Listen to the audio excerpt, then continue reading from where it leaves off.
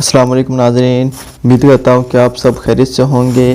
जैसे कि दोस्तों, आँखें हमारे हुस्न में बहुत ज़्यादा अहम किरदार अदा करती हैं। अगर आँखें खूबसूरत होंगी तो हमारा हुस्न में चार चाँद लग जाते हैं। हमारा हुस्न अगर नीचे है तो इस तरह के ऊपर की तरफ जाएगा ना कि इतना खूबसूरत होता है। अगर हमारी आँखें खूबसूरत तरीके से बनाई गई हों, हमारी आँखों को बहुत अच्छे तरीके से संवारा गया हो, तो आज की इस वीडियो में हम आपको कुछ इस तरह टिप्स बनाएंगे जिससे आप इस्तेमाल करते हुए अपनी आँखों को खूबसूरत और अपनी पलकिंग, आई शेड्स और इस तरह के आप अपनी आँखों को इस तरह इस्तेमाल करके आप खूबसूरत बना सकते हैं। तो पहले नंबर पर पलकें घनी और खूबसूरत बनाने के लिए मस्कारा ब्रश लें और उसे रोज़ाना रात को सोने से पहले कैस्टर ऑयल में भिगोकर पलकों पर अंदर से ऊपर की तरफ लगाएं और चंद दिन ऐसा करने से पलकें घनी और ख़ूबसूरत बन जाएंगी। इसके अलावा रुई की मदद से रोगन ज़ैतून पलकों और आईब्रोज़ पर लगाने से पलकें और आईब्रोज़ घने हो जाते हैं।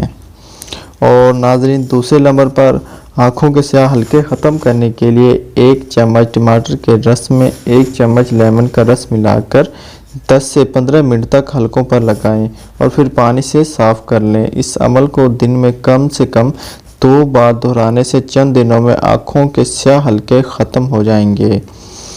और तीसरे नंबर पर आँखों की सूजन और जलन ख़त्म करने के लिए रात को सोने से पहले चंद कतरे बादाम के तेल या विटामिन ई के 2 चम्मच पानी में मिलाकर आँखों पर लगाएं और इसके अलावा ग्रीन या ब्लैक टी बैग्स को 5 मिनट के लिए गर्म पानी में भिगोकर कुछ देर के लिए आँखों पर रखें। तो इसके इस्तेमाल से भी आप आँखों की सूजन और जलन को ख़त्म कर सकते हैं। और नाज़रीन, चौथे नंबर पर आँखों की थकान और झुंझलाहट दूर करने के लिए धात से बने 2 चम्मच फ्रिज या बर्फ़ से भरे हुए गिलास में चंद मिनट के लिए रख दें। जब दोनों चम्मच अच्छी तरह ठंडे हो जाएं तो उन्हें आंखें बंद करके इन पर रखें। इस अमल से भी एक मरतबा आप अगर इस अमल को दोहराएंगे तो आँखों की थकान, झुंझलाहट और सूजन में आराम मिलेगा।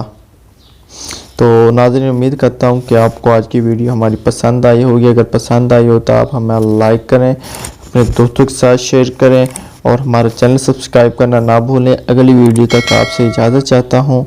अल्लाह हाफिज़।